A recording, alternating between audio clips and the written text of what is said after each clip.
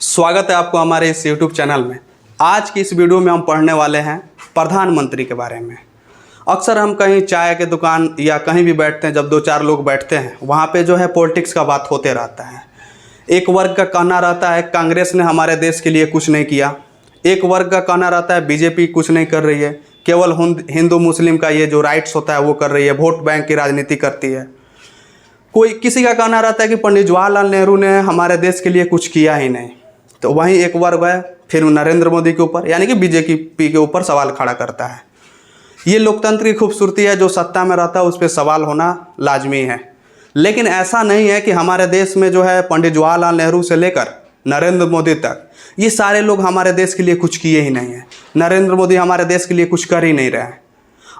अगर कोई आपके आसपास बात करता है तो ये सीधा सा स्पष्ट होता है कि वह जो है हमारे देश के प्रधानमंत्री के बारे में, प्रधानमंत्री के द्वारा किए गए कार्यों के बारे में जानता ही नहीं है।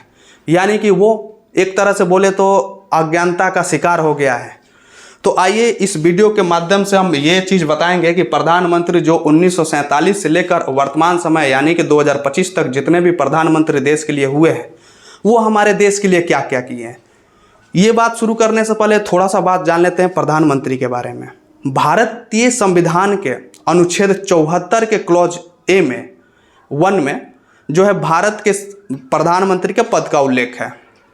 और भारत के प्रधानमंत्री जो है वो मंत्रिपरिषद का मुखिया होता है और मंत्रिपरिषद के सलाह पर जो है राष्ट्रपति जो है देश के लिए कोई भी कार्य करता है। ये बात हो गया। दूसरा पॉइंट कि प्रधानमंत्री का निर्वाचन ना होकर नियुक्ति किया जाता है भारत के राष्ट्रपति के द्वारा। ये बात बहुत लोग सुनेंगे तो थोड़ा अचंभित होंगे, लेकिन अचंभित होने का कोई ज़रूरत नहीं है, क्योंकि भारत में जो है प्रधानमंत्री की नियुक्ति होती है, निर्वाचित नहीं होती है। क्योंकि जब लोकसभा का चुनाव होता है तो वहाँ पे जब हम जाते हैं तो अपने क्षेत्र से जो है सांसद को चुनते हैं, ना कि प्रधानमंत्री को चुनते हैं। हालांकि ऐसे सोशल मीडिया के दौर में बहुत लोग बोलते हैं कि अब की बार मोदी को वोट देना है। ऐसा कुछ नहीं, आप अपने क्षेत्र के जो प्रतिनिधि हैं उनको वोट देते हैं, ना कि मोदी जी को वोट देते हैं। हो सकता है कि वो जो प्रतिनिधि हैं वो उस दल से संबंधित रखते होंगे। तो राष्ट्रपति जो है, अभी देखें क्या कि राष्ट्रपति जो है प्रधानमंत्री की नियुक्ति करते हैं। तो इसका मतलब क्या हुआ, राष्ट्रपति अपने मौसा का नियुक्ति कर देंगे अपने रिलेशन में, कि किसी भी व्यक्ति को जिसको मन करेगा उसको बोलेंगे आओ भाई तुमको प्रधानमंत्री बना देते हैं, नियुक्त कर देते हैं। तो ऐसा बिल्कुल नहीं है। इसके लिए भी कंडीशन है। सबसे पहले का बात, वो जो प्रधानमंत्री हैं किसी भी दल का हो तो उस दल को बहुमत प्राप्त हुआ हो, और बहुमत प्राप्त होगा जिस दल को, और उस दल के जो मुखिया होंगे, मतलब कि देखिए जैसे बीजेपी में ही देखा जाए तो सारे सांसद को हम लोग वोट देते हैं, सारे सांसद इकट्ठा हुए, उसके बाद वो एक तौर से बोले कि हमारे मुखिया जो हैं प्रधानमंत्री होंगे, यानी कि सारे बीजेपी दल के नेताओं का मुखिया कौन होगा, नरेंद्र मोदी होंगे। उसके बाद जो है जब ये पता चल जाएगा कि हाँ नरेंद्र मोदी मुखिया हैं, उसके बाद इनको बहुमत प्राप्त है भाई, तब जो है राष्ट्रपति जो है उनकी नियुक्ति करते हैं। उसके बाद होता क्या, अन्य मंत्रियों का नियुक्ति कौन करता है, तो फिर प्रधानमंत्री जो है सलाह देते हैं राष्ट्रपति को, मतलब राष्ट्रपति के परामर्श करते हैं, तो फिर राष्ट्रपति जो है अन्य मंत्रियों की नियुक्ति करते हैं। ये मोटे तौर पे थोड़ा सा बात हो गया हमारे देश के प्रधानमंत्री के बारे में। उसके बाद आइए अब देखते हैं जो हमारा टॉपिक था कि 1947 से लेकर अब तक जितने भी प्रधानमंत्री हुए हैं हमारे देश में कौन कौन से कार्य किए हैं। तो सबसे पहले यहाँ पे हम पढ़ रहे हैं, प्रधानमंत्री सरकार का मुखिया और मंत्रिपरिषद का नेता होता है। ये बात मैंने बताया है अभी। वह संघ सरकार की कार्यकारी शाखा का प्रमुख होता है। ओके, 1947 में भारत की स्वतंत्रता के बाद से देश के लिए काम करने के जुनून के साथ महान क्षमता वाले व्यक्ति प्रधानमंत्री बने हैं। आइए उनके जीवन और राष्ट्र की सेवा में उनके काम पर एक नज़र डालें। देखिए ये ऐसा जितने भी हमारे देश के प्रधानमंत्री हैं, ये बहुत ही सौभाग्य की बात हुआ है कि वो हमारे देश हित में सोचे हैं। और वे सारे लोग, मैं कहता हूँ कि वे सारे लोग महान व्यक्ति हैं और महान हैं। आपके उनको बुरा कहने से कुछ नहीं किया, गाली देने से, सोशल मीडिया पर कुछ जो मन में फालतू का बकवास आया बक देने से जो है उनके ऊपर कुछ नहीं फर्क पड़ेगा। वो महान थे, महान है भाई। अब आइए इस लिस्ट में सबसे पहले नाम आता है पंडित जवाहरलाल नेहरू का। जिनका कार्यकाल जो है 15 अगस्त 1947 से 27 मई 1964 तक रहा। पंडित नेहरू ने 1947 से 1964 तक यानी कि 17 वर्षों तक प्रधानमंत्री रहे। उन्हें आधुनिक भारत के संस्थापक में से एक माना जाता है। पंडित जवाहरलाल नेहरू को आधुनिक भारत के संस्थापक में से एक माना जाता है, ये बात ध्यान रखिएगा। क्यों माना जाता है ये भी जान लीजिए। उन्होंने देश को औद्योगिक और तकनीकी विकास के युग में प्रवेश करने में मदद की। उनकी जयंती पूरे भारत में बाल दिवस के रूप में मनाई जाती है। ये जो औद्योगिक और तकनीकी विकास है, इस युग में प्रवेश कराने वाला अगर कोई व्यक्ति है तो वह है पंडित जवाहरलाल नेहरू। हालांकि इनके बारे में जानने के लिए तो और बहुत सारी बात है, लेकिन 1947 से लेकर जो है 2025 तक के सारे प्रधानमंत्रियों के बारे में जानना है, तो मैं प्रयास कर रहा हूँ थोड़ा सा ही सारे प्रधानमंत्री के बारे में आप जानें। बाकी ये बात ध्यान में रखिएगा, औद्योगिक और तकनीकी विकास के युग में प्रवेश कराने वाला अगर कोई व्यक्ति है तो वह है पंडित जवाहरलाल नेहरू। उसके बाद जो है हमारे देश के प्रधानमंत्री बने श्री गुलजारी लाल नंदा। इनका कार्यकाल जो है बहुत कम समयों तक रहा, 27 मई 1964 से 9 जून 1964 तक। फिर 11 जनवरी 1966 से 24 जनवरी 1966 तक। गुलजारी लाल नंदा के बारे में है कि भारत के दूसरे प्रधानमंत्री थे, ये तो आप देख लिए, और उन्होंने 2 संक्षिप्त कार्यकालों के लिए देश की सेवा की। उन्होंने भारतीय राष्ट्रीय ट्रेड यूनियन कांग्रेस के आयोजन में महत्वपूर्ण भूमिका निभाई थी। उन्हें 1997 में भारत के सर्वोच्च नागरिक पुरस्कार भारत रत्न से सम्मानित किया गया। ये जो है श्री गुलजारी लाल नंदा हैं। इनका समय काल जो है बहुत कम टाइम के लिए था, लेकिन इन्हें भी याद किया जाता है। उसके बाद जो है श्री लाल बहादुर शास्त्री। इनका जो है कार्यकाल 9 जून 1964 से 11 जनवरी 1966 तक इनका कार्यकाल रहा। श्री लाल बहादुर शास्त्री भारत के तीसरे प्रधानमंत्री रहे। जैसे कि मैंने बताया अभी, प्रधानमंत्री के रूप में उन्होंने श्वेत क्रांति और हरित क्रांति को बढ़ावा दिया और जय जवान जय किसान का लोकप्रिय नारा गढ़ा। उन्होंने 1965 के भारत पाकिस्तान युद्ध में भी भारत को जीत दिलाई। भारत पाकिस्तान का जो युद्ध 1965 में हुआ था, उसमें जो है श्री लाल बहादुर शास्त्री ने जीत दिलाने में अहम भूमिका निभाए थे। और श्वेत क्रांति और हरित क्रांति को बढ़ावा देने वाले कौन हैं? श्री लाल बहादुर शास्त्री हैं। तो इनके बारे में मुख्य रूप से ये बातें थी जो हमने अभी जाना। उसके बाद जो है श्रीमती इंदिरा गांधी, जिन्हें आयरन लेडी के नाम से भी जाना जाता है। इनका कार्यकाल रहा 24 जनवरी 1966 से 24 मार्च 1977 तक। उसके बाद फिर दूसरा कार्यकाल 14 जनवरी 1980 से 31 अक्टूबर 1984 तक। श्रीमती इंदिरा गांधी भारत की पहली महिला प्रधानमंत्री थी और उन्होंने 2 कार्यकाल तक देश की सेवा की। जैसे कि मैंने ऊपर देखा अभी 2 कार्यकाल कितने समय के दौरान था। उनके कार्यकाल के दौरान भारत ने पाकिस्तान के खिलाफ 1971 के युद्ध में जीत हासिल की, जिसके परिणाम स्वरूप बांग्लादेश का निर्माण हुआ। श्रीमती इंदिरा गांधी ने 1975 से 1977 तक आपातकाल लगाया था। ये आपातकाल वाला जो बात जो है हमारे देश के संविधान में, एक तरह से बोले तो संविधान का हत्या की तरह देखा जाए। आपातकाल जब लगा था तो देश के सारे नागरिकों के जो मौलिक अधिकार होते हैं, फंडामेंटल राइट्स होते हैं, वो सारे ख़त्म कर दिए गए थे। विपक्ष के सारे नेताओं को जो है जेल में ठूस दिया गया था। और दूसरा इनका जो है एक काम था 1971 में जो हुआ था, पाकिस्तान के साथ युद्ध हुआ, तो उस समय पाकिस्तान को 2 भागों में बंटवारा कर दी थी बांग्लादेश के रूप में। तो ये एक अच्छा पहल था इनके द्वारा। उसके बाद जो है ये देश की पहली महिला प्रधानमंत्री थी और इन्हें आयरन लेडी के नाम से जाना जाता है। तो इनका भी कार्यकाल अच्छा खासा ही रहा, कुछ अच्छा काम भी की। हालांकि कुछ गलत कदम इनके कार्यकाल में हुए, जो हर प्रधानमंत्री के कार्यकाल में होते हैं। अब आज से कुछ दिन बाद अगर नरेंद्र मोदी का कार्यकाल देखा जाएगा तो उसमें भी इसके दौरान जो भी गलत हुए होंगे उसका चर्चा किया जाएगा, ज़रूर किया जाएगा। सिंपल सा सोचिएगा, आप अपने घर का मुखिया हैं, उसी प्रकार से हमारे देश का मुखिया जो है प्रधानमंत्री होते हैं। तो इसमें आप अपने घर में अगर अपने माता को खुश रखते होंगे तब तक बीवी गुस्सा हो जाती होगी, भाई को खुश रखे तो फिर कोई आपके जो बच्चे हैं ये सारे लोग आपसे नाराज़ हो जाते हैं। तो एक इंसान जो है सबको खुश नहीं रख सकता है एक छोटा सा फैमिली में। तो इस इतने बड़े देश में एक प्रधानमंत्री सारे लोगों को, हर तरह के विचार के लोगों को कैसे संतुष्ट कर सकता है।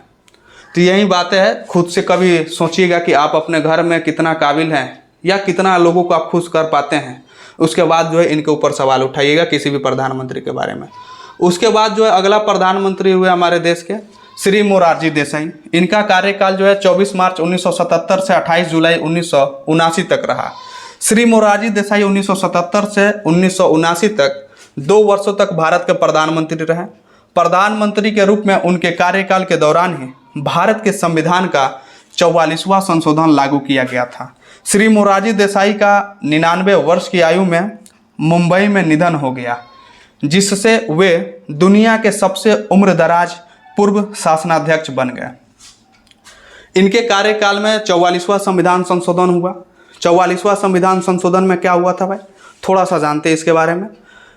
जो राष्ट्रपति का जो था कि अगर कोई विधेयक मंत्रिपरिषद के द्वारा लाया जाता है तो राष्ट्रपति के पास ये पावर था पहले कि उस पे जो है अपना सहमति या असहमति जता सकता है डायरेक्ट।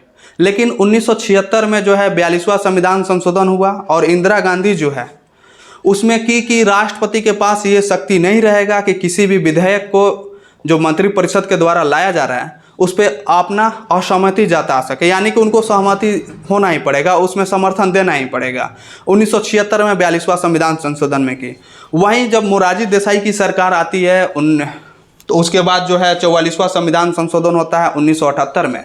तो उसमें कहा गया भाई राष्ट्रपति के पास भी उसके पद का भी कुछ गरिमा रखिए, और जो ये मंत्रिपरिषद के द्वारा जो भी विधेयक जा रहा है उस पर राष्ट्रपति सहमति असहमति जता सकता है, लेकिन अगर असहमति जताता है और पुनर्विचार के लिए जो है मंत्रिपरिषद के पास भेजता है तो फिर जो है मंत्रिपरिषद उस पर फिर से वही विधेयक लेके राष्ट्रपति के पास पहुंचेगी, तब जो है राष्ट्रपति को उस विधेयक पर हस्ताक्षर करना बाध्यकारी होंगे और उस बात को मानने के लिए बाध्यकारी होंगे।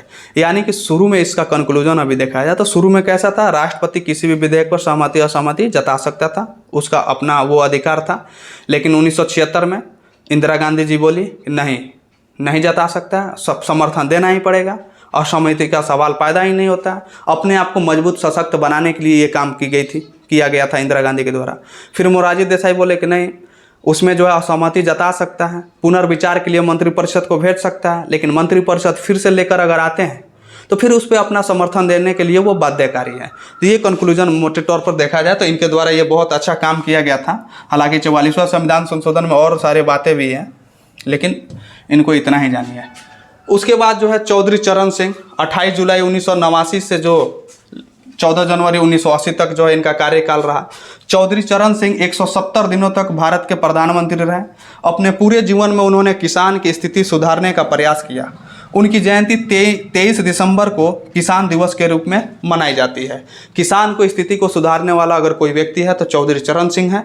170 दिनों तक जो है ये भारत के प्रधानमंत्री के पद पर रहे और इनका जयंती जो है 23 दिसंबर को मनाया जाता है और इस दिन किसान दिवस के रूप में मनाया जाता है।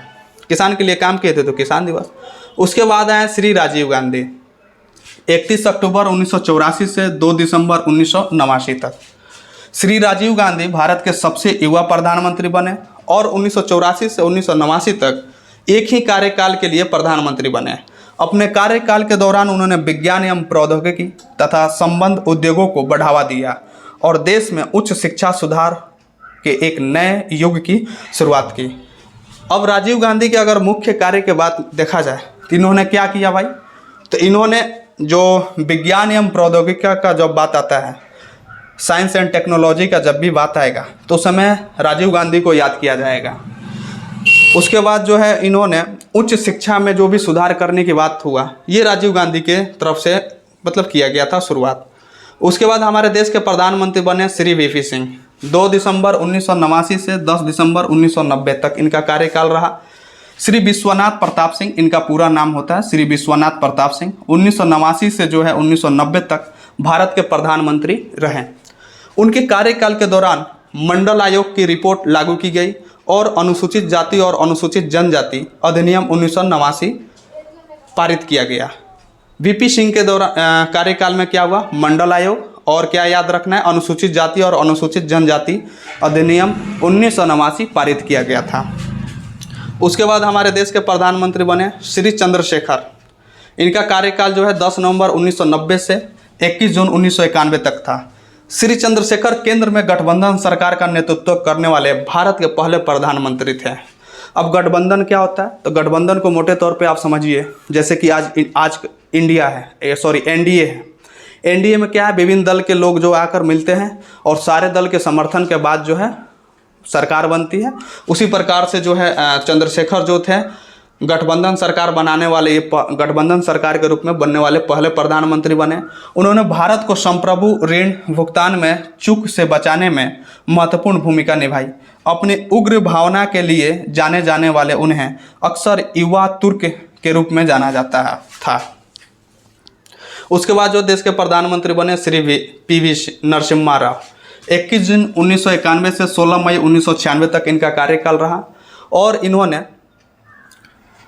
1991 से 1996 तक एक कार्यकाल के लिए ही भारत के प्रधानमंत्री रहे। अपने कार्यकाल के दौरान उन्होंने उदारीकरण और वैश्वीकरण के रूप में आर्थिक सुधार किए। उदारीकरण और वैश्वीकरण के आर्थिक सुधार का जब बात आएगा तो किन्हें याद रखना है, श्री पी.वी. नरसिम्हा राव। इनका फुल नाम यहाँ पे है श्री पामुला प्रथी वेंकट नरसिम्हा राव। उसके बाद हमारे देश के प्रधानमंत्री बने श्री एच.डी. देवगौड़ा। 1 जून 1996 से 21 अप्रैल 1997 तक जो है इनका कार्यकाल रहा। उसके बाद इन्हें एक साल में कम समय तक भारत के प्रधानमंत्री रहे। 1 साल से भी कम समय तक भारत के प्रधानमंत्री रहने वाला अगर कोई व्यक्ति है तो एच.डी. देवगौड़ा है। उन्होंने देश के किसानों पर ध्यान केंद्रित किया और दिल्ली मेट्रो परियोजना को शुरू करने का श्रेय भी उन्हें ही जाता है। कृषि में उनके योगदान के लिए उन्हें लोकप्रिय रूप से भूमिपुत्र कहा जाता है। ये मतलब जो भी मेट्रो का, दिल्ली मेट्रो का जब बात आएगा तो एच.डी. देवगौड़ा को याद रखेंगे। हालांकि आज मान लीजिए कि मेट्रो बहुत ज़्यादा विकसित कर गया, लेकिन इसका शुरुआत कौन किया था, इसके ऊपर काम करने का सबसे पहले सोचा कौन था, शुरुआत जो करता है उसका नाम तो लाजमी है भाई लेने के लिए, तो इनका नाम उसके लिए याद करिए जाएगा और इनको भूमिपुत्र भी कहा जाता है। उसके बाद जो अगले प्रधानमंत्री बने श्री इंद्र कुमार गुजराल। इनका कार्यकाल जो है 21 अप्रैल 1997 से 19 मार्च 1998 तक रहा। श्री इंद्र कुमार गुजराल 1 साल से भी कम समय के लिए प्रधानमंत्री बने। भारत के प्रधानमंत्री बनने से पहले उन्होंने विभिन्न मंत्रालयों में अलग अलग पदों पर काम किया। उन्हें गुजराल सिद्धांत के लिए भी जाना जाता है, जिसे भारत के विदेश नीति में मील का पत्थर माना जाता है। भारत के विदेश नीति में गुजराल सिद्धांत जो ये दिए हुए थे उनको क्या मील के पत्थर के रूप में माना जाता था। मुख्य रूप से इनका ये थोड़ा सा काम हमने देखा। उसके बाद आता है श्री अटल बिहारी वाजपेयी। इनका कार्यकाल का था 16 मई 1996 से 1 जून 1996। ये बहुत कम समय तक यहाँ पे रहा। उसके बाद जो है दूसरा कार्यकाल 19 मार्च 1998 से 19 अप्रैल 1999 तक, ये भी कम समय तक था। उसके बाद तीसरा कार्यकाल 31 अक्टूबर 1999 से 10 मई 2004 तक, ये ठीक ठाक मतलब कार्यकाल रहा। अटल बिहारी वाजपेयी 1996 से में 13 दिनों के लिए भारत के प्रधानमंत्री रहे और 1998 से 2004 तक 2 अधूरे कार्यकाल तक भारत के प्रधानमंत्री रहे। उन्हें भारत के आर्थिक विकास में उनके बहुमूल्य योगदान के लिए जाना जाता है। ऑपरेशन विजय, जिसे आमतौर पर कारगिल युद्ध के रूप में जाना जाता है, पाकिस्तान के खिलाफ लड़ा गया था और प्रधानमंत्री के रूप में उनके कार्यकाल के दौरान जीता गया था। उन्हें भारत को परमाणु हथियार संपन्न देश बनाया। अटल बिहारी वाजपेयी भारत को परमाणु हथियार संपन्न देश बनाने में जो है बहुत अहम योगदान इनका रहा है। उसके बाद जो है ऑपरेशन विजय, जो कारगिल युद्ध के टाइम में ये सारे चीज़ हुआ था, तो उस समय भी इनका अच्छा खासा रोल वहाँ पे रहा। और ये एक बात बोले थे, अगर कारगिल युद्ध में अटल बिहारी वाजपेयी का एक कथन है, हम युद्ध नहीं चाहते, अगर युद्ध हमारे ऊपर थोपा जाएगा तो हम उससे पीछे भी नहीं हटेंगे। ये कारगिल युद्ध के दौरान ही इनके द्वारा ये कथन दिया गया था। उसके बाद इनका एक और कथन है, सरकारें आएंगी जाएंगी, पार्टियां बनेगी बिगड़ेगी, लेकिन ये लोकतंत्र बचना चाहिए, लोकतंत्र रहना चाहिए। तो ऐसे करके इनका जो बहुत अच्छा हमारा अगर देखा जाए सबसे फेवरेट अगर कोई प्रधानमंत्री रहा है तो ये अटल बिहारी वाजपेयी हैं। बाकी आप लोग अपने अकॉर्डिंग देख लीजिएगा। ये पार्टी विशेष से नहीं, अब कोई नहीं बोलेगा कि ये फलाने पार्टी से मतलब ही नहीं है भाई, प्रधानमंत्री से है। उसके बाद जो है डॉक्टर मनमोहन सिंह 22 मई 2004 से जो है 26 मई 2014 तक इनका कार्यकाल रहा। डॉक्टर मनमोहन सिंह 2004 से 2014 तक भारत के प्रधानमंत्री रहे। प्रधानमंत्री के रूप में उनके कार्यकाल के दौरान राष्ट्रीय ग्रामीण रोजगार गारंटी अधिनियम NREGA और सूचना का अधिकार अधिनियम पारित किया गया। राइट टू इन्फॉर्मेशन का जो अधिकार है इनके कार्यकाल में ही पारित किया गया था। डॉक्टर मनमोहन सिंह को देश में आर्थिक सुधारों को कुशलतापूर्वक लागू करने का श्रेय दिया जाता है। उन्हें संयुक्त राज्य अमेरिका के साथ परमाणु नागरिक समझौते पर हस्ताक्षर करने के लिए भी जाना जाता है। तो डॉक्टर मनमोहन सिंह के बारे में जो है आर्थिक सुधार का जब बात आएगा तो डॉक्टर मनमोहन सिंह का बात आएगा। उसके बाद RTI right to information act का जब बात आएगा तो इनके कार्यकाल में भी ये अधिनियम पारित हुआ था, तो इनका नाम जो है याद रखा जाता है। उसके बाद जो है वर्तमान समय के जो हमारे यशस्वी प्रधानमंत्री जो नरेंद्र मोदी हैं, इनके बारे में तो जानना बहुत कुछ है, लेकिन जब सारे प्रधानमंत्री को थोड़ा बहुत जाने तो इनके बारे में भी जानेंगे। बाकी अगर आप लोगों का जिज्ञासा रहा तो फिर मैं आगे एक एक करके एक एक प्रधानमंत्री के ऊपर वीडियो लाऊंगा और अच्छा से पूरा डिटेल दूंगा। श्री नरेंद्र मोदी का कार्यकाल 26 मई 2014 से लेकर आज तक है, यानी कि 2029 तक जो है इनका कार्यकाल रहने वाला है। श्री नरेंद्र मोदी भारत, अगर आकस्मिक कोई ऐसा घटना ना हो जाए, भगवान ना करे ऐसा हो, श्री नरेंद्र मोदी भारत के वर्तमान और चौथे नहीं, यहाँ पे सुधार करने लायक है, तीसरे सबसे लंबे समय तक सेवा करने वाले प्रधानमंत्री हैं। उन्होंने 14 वर्षों तक गुजरात के मुख्यमंत्री के रूप में रहा। प्रधानमंत्री बनने से पहले 14 वर्षों तक गुजरात के मुख्यमंत्री के रूप में कार्य किए हैं नरेंद्र मोदी जी। उसके बाद जो है अन्य प्रमुख विकासों के अलावा राज्य में आर्थिक विकास और उन्नत बुनियादी ढांचे की स्थापना के लिए उनकी सराहना की गई है। आर्थिक विकास और जो है बुनियादी ढांचे के जो भी मतलब चीज़ होता है उसके लिए जो है नरेंद्र मोदी को याद किया जाता है, उनका सराहना किया जाता है। भारत के प्रधानमंत्री के रूप में उन्होंने स्वच्छ भारत मिशन आप लोग जानते ही हैं। उसके बाद make in India, digital India जैसे कई सारे मतलब अभियान को जो है शुरू करने वाले नरेंद्र मोदी हैं। अपने कई पुरस्कारों के अलावा वो 2018 में सियोल शांति पुरस्कार जीतने वाले पहले भारतीय होने के लिए भी प्रसिद्ध हैं। सियोल शांति पुरस्कार जीतने वाले पहले भारतीय जो हैं कौन है, तो ये नरेंद्र मोदी जी हैं। हालांकि नरेंद्र मोदी के बारे में और कुछ भी जानना है जो आगे के कभी वीडियो में चर्चा किया जाएगा। अब एक बात आता है कि ये इतने सारे प्रधानमंत्री तो हमने देख लिया, थोड़ा बहुत सारे लोगों के बारे में पढ़ लिया, लेकिन क्या सारे प्रधानमंत्री का नाम याद करना संभव है? तो बिल्कुल संभव है। अगर आप ऐसे बुक अगर पढ़ रहे हैं तो नाम तो ऐसे ही याद हो जाता है, लेकिन अगर फिर भी आपको अगर कठिन लगता है नाम याद करने के लिए तो उसके लिए एक ट्रिक लेकर मैं आया हूँ। ट्रिक है जलई मोचई राबी चना अदई अमन। ट्रिक क्या है? जलई, देखिए ट्रिक ऐसे मतलब अटपटा लग रहा होगा, लेकिन इसको ध्यान से अगर देखा जाए तो याद किया जा सकता है। जलई मोचई राबी चना अदई अमन। जलई मोचई राबी चना अदई अमन। ज से जो है आपका जवाहरलाल नेहरू, ल से लाल बहादुर शास्त्री, ई से इंदिरा गांधी, मो से मोरारजी देसाई। उसके बाद जो है च से हर एक देखना है, जैसे ज ल ई मो, सब एक शब्द पे ध्यान देना है। उसके बाद च से जो है चौधरी चरण सिंह, फिर ई आएगा तो ई से इंदिरा गांधी, फिर इनका 2 कार्यकाल जो मतलब अलग अलग करके था। इंदिरा गांधी के बाद रा था, राबी था, तो रा से राजीव गांधी, वी से वीपी सिंह। उसके बाद जो है चना था, तो च से चंद्रशेखर राव, ना से जो है नरसिम्हा राव। उसके बाद अदई लिखे होंगे, अदई, रुक जाइए यहाँ पे देखिए, जलई मोचई राबी हो गया, चना हो गया, अदई, अदई यहाँ पे अदई। तो वहीं अ से क्या है? अ से अटल बिहारी वाजपेयी, जो अभी इनके बारे में हमने देखा। उसके बाद दे से HD देवगौड़ा, ई से जो है इंद्र कुमार गुजराल, अ से फिर से अटल बिहारी वाजपेयी कार्यकाल उनका जब आता है तो फिर म से जो है मनमोहन सिंह और न से नरेंद्र मोदी। तो ये सारे हमारे देश का भी प्रधानमंत्री हो गए। लेकिन एक प्रधानमंत्री का नाम छूट रहा होगा इसमें, जो दूसरे नंबर का प्रधानमंत्री थे। आप लोग भी सोच रहे होंगे वो क्यों छूट गया, तो वो ट्रिक में उनका नाम मतलब कहीं सेट नहीं बैठ रहा था, इसलिए मैंने छोड़ दिया। तो उसे आप लोग ध्यान दे के याद कर लीजिएगा। बाकी आज के वीडियो के लिए इतना ही। श्री गुलजारी लाल नंदा का नाम छूट रहा था। आज के वीडियो के लिए इतना ही। मिलते हैं फिर से एक नए वीडियो में नेक्स्ट टॉपिक के साथ। तब तक के लिए जय हिंद, जय चंपारण।